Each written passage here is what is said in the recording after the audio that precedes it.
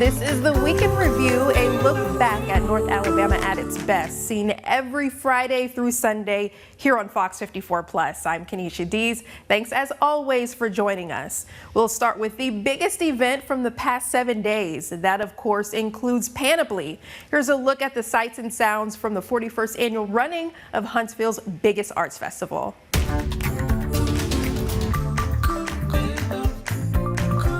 The art community of Huntsville will have lots to see and do this weekend as Panoply is officially underway. And our Ken McCoy was at Big Spring Park and has a preview.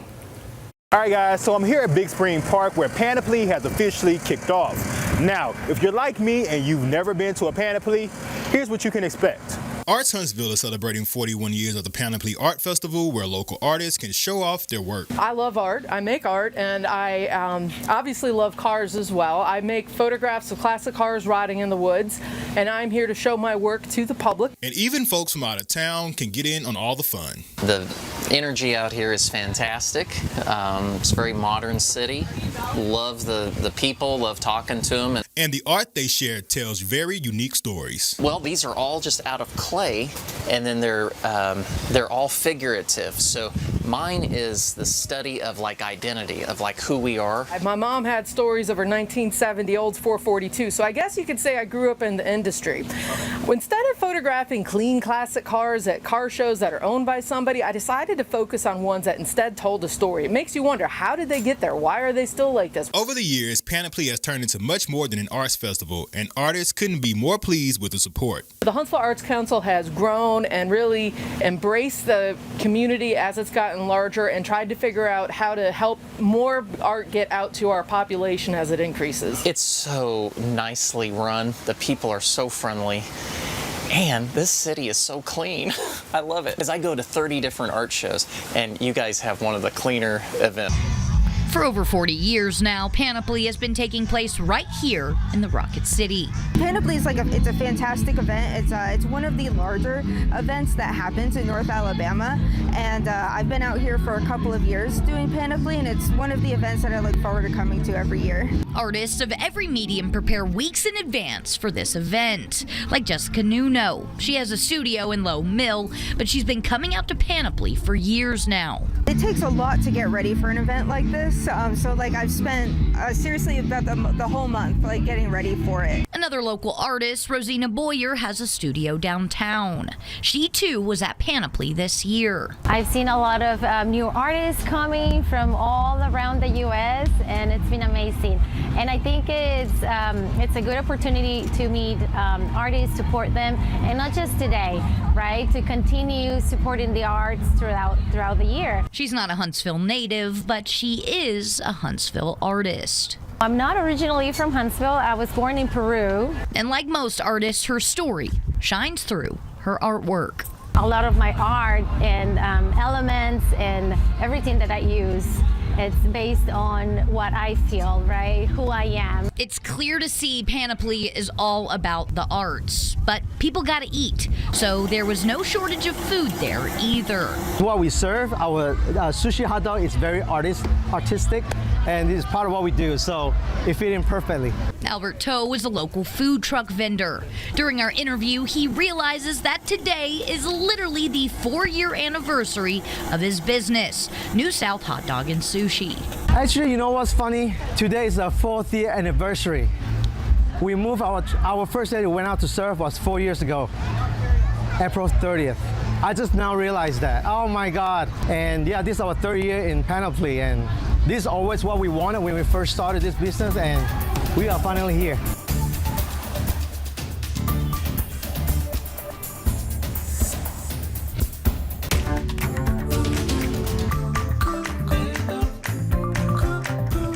Well, it was a big day for Downtown Athens as they celebrated the start of the 2023 farmers market season. Our Sedona Meadows was there and tells us what we can expect this year. It's a windy but exciting day here in downtown Athens as the Athens Farmers Market kicks off for their 2023 season. Right here used to be an old office, old restrooms. That's gone. We've opened up the entrance here so it's nice and symmetrical. We've added our string lights. This is repainted. All the booths have been stained and painted. The City of Athens welcomes back its Farmers Market with phase 1 of their new renovations complete. And this season also welcomes a new time, every Tuesday evening from 3 p.m. to 7 p.m. until the end of August. We're really hoping to catch the after-school crowd, after-work crowd, on your way to the ball field crowd.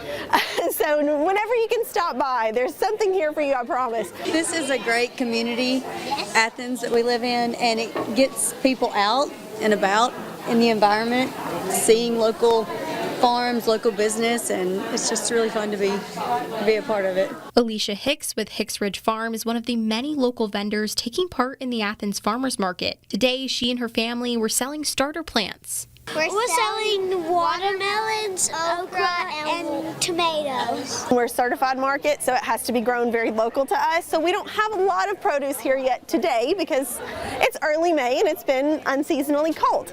But obviously, as the market keeps going on, we'll see a lot of produce, a lot of meat. We also have a lot of prepared foods, so baked goods, teas and coffee, a lot of artisan goods, soaps and art. A market full of products everyone is sure to enjoy. I just want them to walk away with a smile and want to come back. Their Saturday market will soon open to the public the first weekend of June. In downtown Athens, Sedona Meadows, Fox 54 News.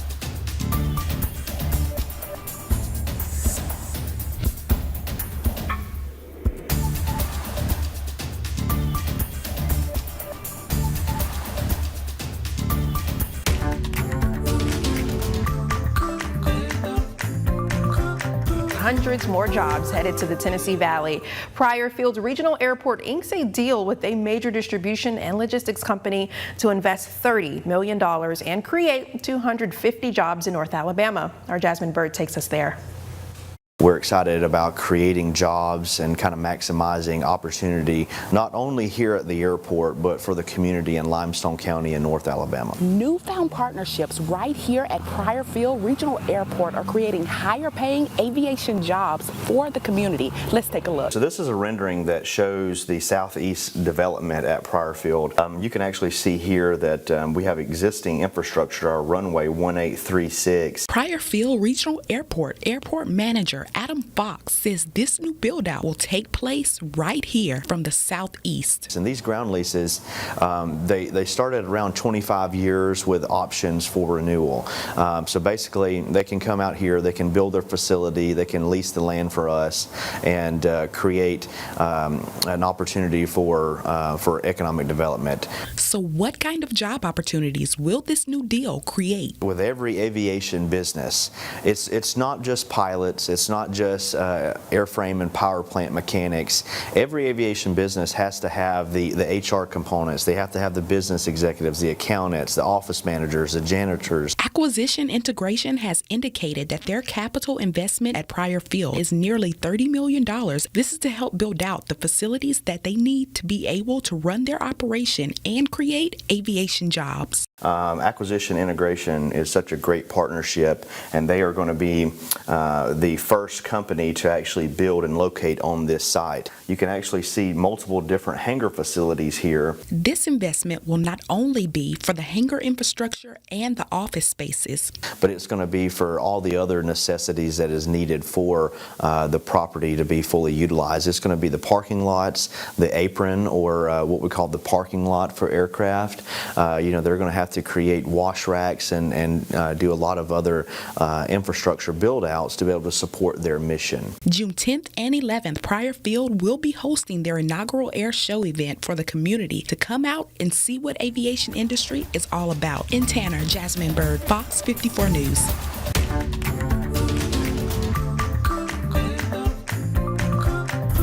NASA's SpaceX Crew 5 astronauts were the 5th missioned crew to the International Space Station, and they stopped by Marshall Space Flight Center to tell us all about it. Our Ken McCoy has the details. You're sitting on top of the rocket. We're laying on our backs. And for a long time, I wondered and imagined what that would feel like. Going up into space can bring many emotions. Would I be nervous? Would I be excited? Would I feel like we were ready to go? I say we were definitely ready to go. SpaceX Crew 5 astronauts launched in October 2022 and spent 156.5 days aboard the space station before splashing down on March 11th. And that time was dedicated to hygiene. Put a big ball of water on my back, and then I would just wiggle, and it would just do this all over my back, and then when I was done, I'd grab a towel and I'd wipe it off. So Josh obviously wasn't very clean on board. And most importantly, science. So the station is a perfect test bed to demonstrate all kinds of technologies that I needed. So we tested the Veggie 5 experiment, we tested the different kinds of light and also nutrition system and fertilizer. So a result of these will be fed into this new production system of the food. With some of those technologies being created right here. I was involved in the space station assembly flights, and then a lot of components were built here and tested here. So it's always great to get back here and then see the people who actually developed it.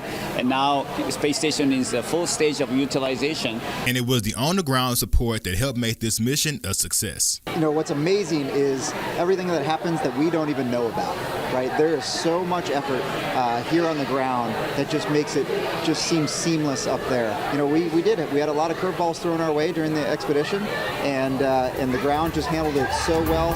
For Fox 54 News, I'm Ken McCoy.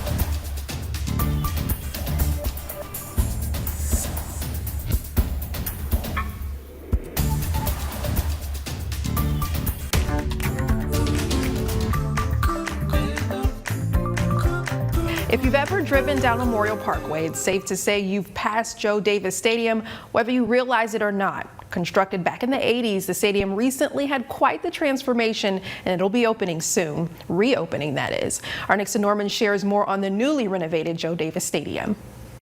Joe Davis Stadium is named after longtime mayor of Huntsville, Joe W. Davis, who was instrumental in the city's efforts to construct the stadium in the first place. You know, when we first started this project, 1984, we built this first facility, and it was built for baseball and football. It was once home to the minor league baseball team, the Huntsville Stars.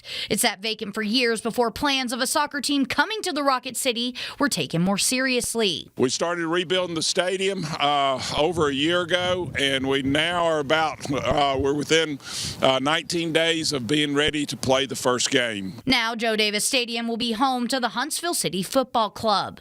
Today is May 1st, signaling the beginning of a new month and also the countdown to soccer making its way here to the Rocket City. May 19th, professional soccer returns to Huntsville, Alabama. But soccer is not the only thing that'll be opening up the doors of the newly renovated stadium. We anticipate this to be something that all citizens in Huntsville will have a use for. Intentions to make the stadium multi-purpose will have an impact on the entire community. This is more than a soccer stadium. This is a community gathering place. The restored Joe Davis. We're going to have high school football. Huntsville City Schools will play here in the fall. We're going to see a lot of other sporting events. We're going to see a lot of other private events, concerts, things like that. So if it can be done in a rectangular, open-air facility, it can be done at Joe Davis. And one more reminder, soccer is making its way to Huntsville this month, less than 20 days away. And we're glad to bring professional soccer back on May 19th to the Rocket City.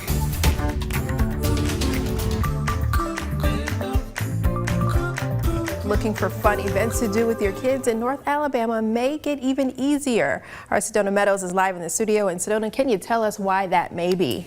Well, Kanisha, some parents and caregivers who have Googled for fun, family-friendly events in Huntsville may have come across the website rocketcitymom.com. And this popular site has just expanded to the River City. Let's take a look.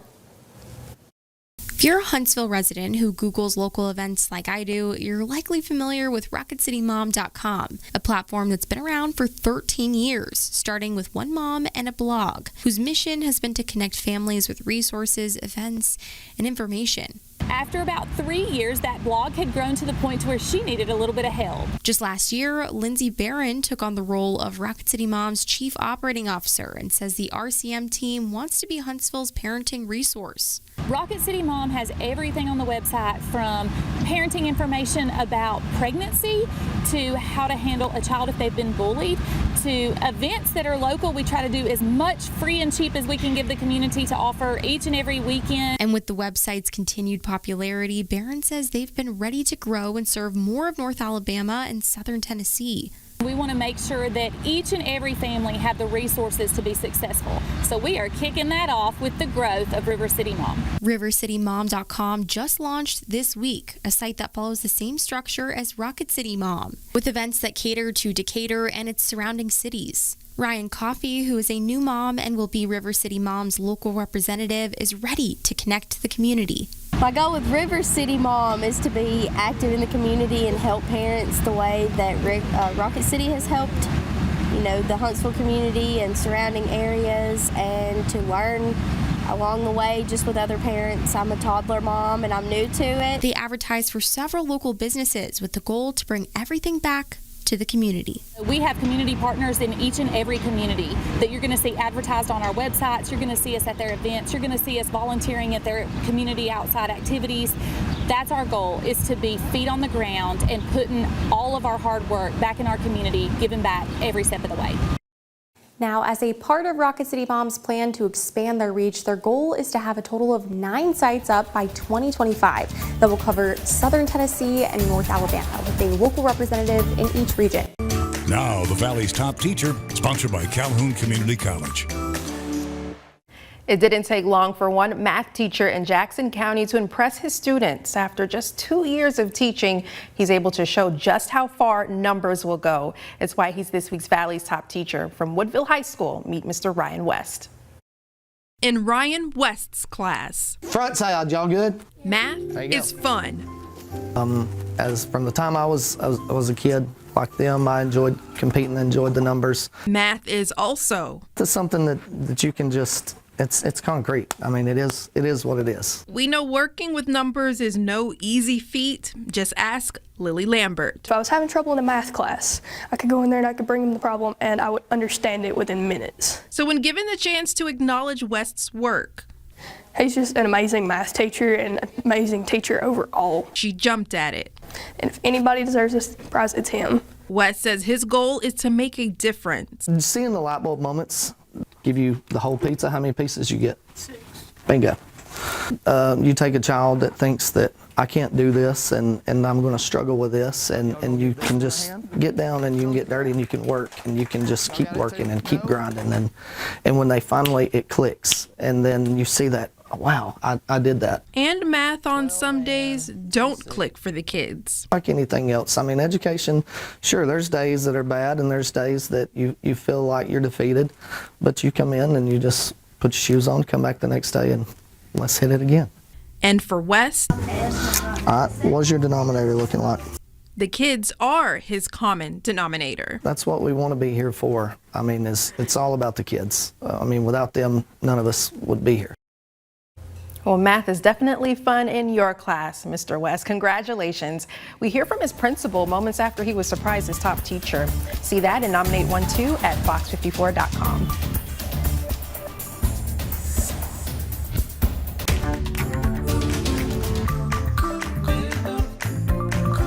School shootings can be defined as events where one or more students or staff members have been injured or killed on school grounds. Drake State aims to take a proactive approach to campus security. Our Nixon Norman is here in the studio. Nixon, what have you learned from Drake State? Kanisha, we're not even halfway into 2023 yet, and already 18 school shootings have taken place. Although schools have become targets of mass shootings, many schools are taking the proactive route before things take a turn on their own campus, like Drake State. The community college will soon conduct interviews for a police chief after announcing a new campus police department. I spoke with president of the college as well as a student and staff member. Let's take a look.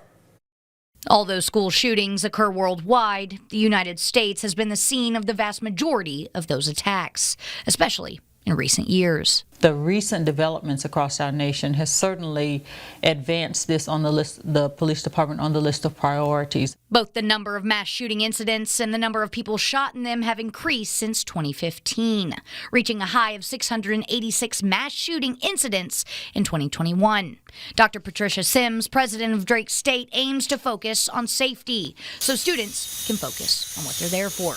Honestly, they can't learn and be comfortable and focus on their learning environment if they're worried about their safety. Students and staff members like Becky Sims. I am an employee here and a student here. While the campus does have a security presence currently, adding to it a police presence will ensure an extra layer of protection to all that attend the campus. We like to see them out and about because things happen very quickly. So, you know, if they're visible, we feel safe. But having an actual police officer here that is more skilled and prepared for whatever is going to happen, that makes me feel better. I asked Dr. Sims about any previous threats made to the college. While they have had no individual targeted threats put on them, Drake State wants to be proactive, putting protocols in place before something happens, not after the fact. As we look around the corner and think about the future and how that looks and monitor the things that are happening in our nations, it becomes really important. I mean, you can't ignore that there is a need, and so we see that need and we want to be proactive.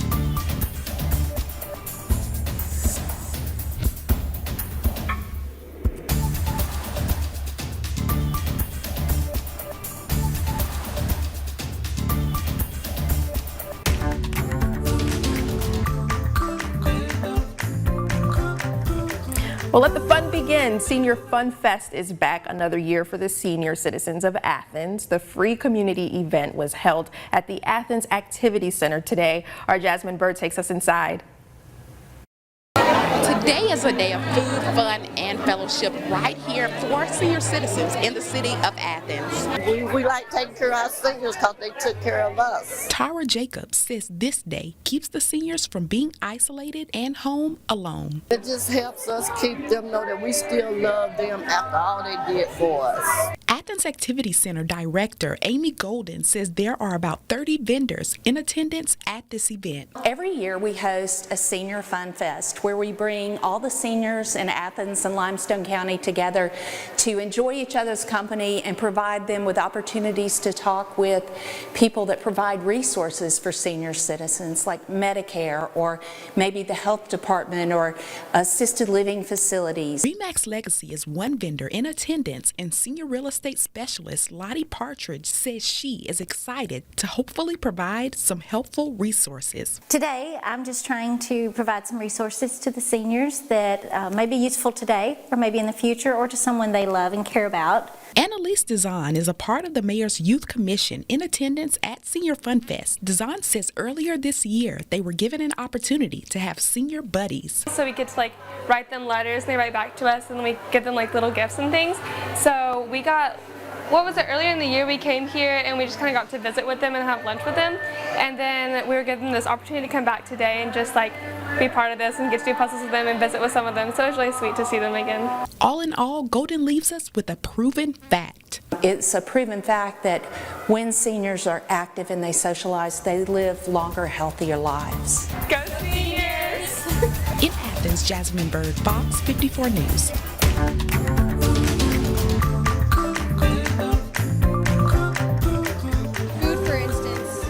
Think about how many people don't have it. So I feel like, in my opinion, service is just giving back to people who need it. Those big boxes over there of the pasta actually are 1,100 pounds each. We had to get those in the door. Drew Crocker, a junior at Bob Jones High School and class president, spent months organizing a food packaging event at the school alongside Vice President Neha Sharma. Me and Drew would go out after school, door to door, find companies to give us donations. We put out videos on our social medias, trying to get locals to donate. They needed to raise $7,500 to support their goal to package 50,000 meals of oatmeal and mac and cheese for local food pantries, with a dream to make a big impact on the community. I just love being able to see people like students come together.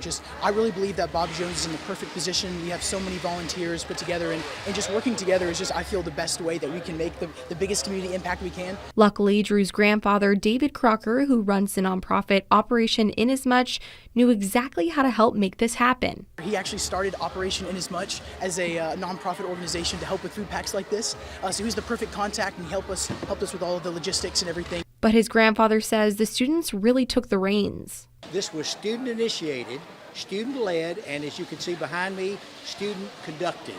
So it's very exciting to be working with young people doing this kind of work, and it's going to feed a lot of people right here in this community. And with kind donations from local businesses and organizations, along with more than 100 volunteers per shift, it turned out better than they ever thought. I'm actually so amazed at the efforts we've done, and hopefully we continue to do this in future years. And serving others is one of the most powerful things that people can do to make a difference in the community. Really that's what we're trying to do as a community, is just come together as one and just be unified and doing the best thing that we can to help out our neighbors.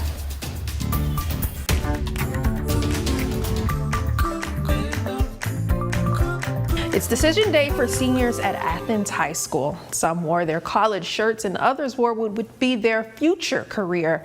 The seniors also started a fun student run Happy Grad Season Instagram page displaying the class of 23's future majors and plans. Some of the students tell us what inspired the social media page.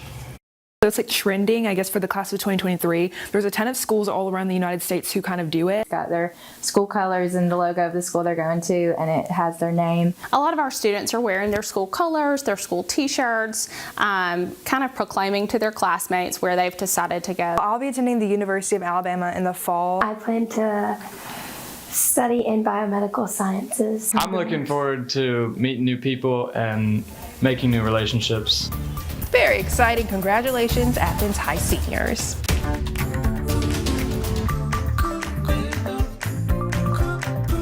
Well, there's music and excitement in the air as the Albertville High School Aggie Band begins practicing for not only football season, but for the 2024 Rose Parade in Pasadena, California. Our Sedona Meadows was in Albertville this week to learn more. And Sedona, you met with some pretty instrumental people. Instrumental people indeed, Kenesha. The Aggie Band got a special this week from the Tournament of Roses president, who's no stranger to this award-winning band. And you can just feel everyone's excitement as they'll soon begin practicing for the big day. It's an amazing opportunity that I can't wait, and even greater that I can go to California with all my best friends and get to play music, and just that's something that there's no other way I'd have a chance in my life to do something like that. Andrew Reyes, an 11th grader at Albertville High School, a trombone player and a member of the Aggie Marching Band, will soon join his around 350 bandmates in a once-in-a-lifetime opportunity to perform during the 2024 Pasadena Rose Parade. Most of our students have never seen the ocean, much less flown all the way to California. A parade the school's band program is no stranger to, as they've performed there in 2011 and again in 2018, with a style of music that's unforgettable. Their style of music, their zest for what they do, their performance that they do, it's very special. They have a very unique rhythm to them for what they do. And because of that history, I knew they would deliver. This year's theme, celebrating a world of music. Music is a universal language that all can celebrate. We may not speak the same language, but we can communicate through music, no matter what style of music you like. You feel with the music, it feels very personal. It kind of feels like a part of yourself. You're getting to express yourself in a different way that you can't normally. 20 bands from all over the country and around the world performing music in unity. Well, if you're sitting next to the Costa Rica band and you're from Albertville, you may not speak Spanish, but you can communicate with them through this theme. Dr. Taylor Cash, the director of bands at the school, says they don't have their music finalized yet, but one thing is for certain, they'll entertain. We want to play music that people enjoy. We like to play music that people can sing along with us and be engaging and interactive. All while learning that hard work pays off. We're able to use music to teach them a lot of life skills. We like to talk about a lot more than just music. We like to grow people and through music, so we want to help create better adults for the world. Getting to be in something that's so big and important that people all over the world are going to get to see, that's a massive deal. I'm very proud that I get to be a part of that. Now it's going to cost around $3,000 per student to bring them out to the parade and around $1 million in total. So they'll be fundraising throughout this year for this.